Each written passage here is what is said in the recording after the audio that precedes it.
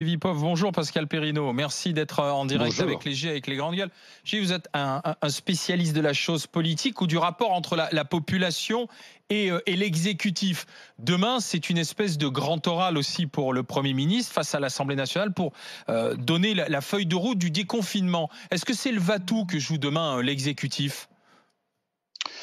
Non, c'est pas le va-tout, mais c'est un moment important parce que l'exécutif sera face à la représentation nationale et il est important dans une situation extrêmement compliquée comme celle que l'on traverse que la représentation nationale, le débat démocratique continue parce qu'on sait très bien, il suffit de regarder dans le monde, les ripostes les plus efficaces au coronavirus, contrairement à ce qui traîne comme idée, elles ne viennent pas de dictature. Elles viennent de démocraties qui savent écouter, s'informer des forces politiques avec lesquelles ils ne sont pas en accord. Voilà. Regardez l'Allemagne, regardez la Suède. C'est ça.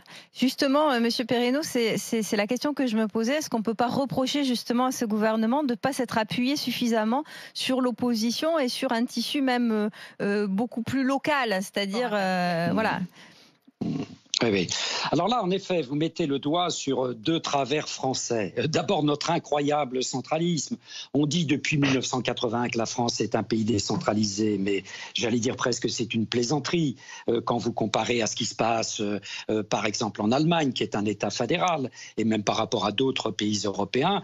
Nous sommes un État, en effet, extrêmement centralisé, où la vérité est toujours considérée comme descendant du haut vers le bas étant les départements, les communes, les régions.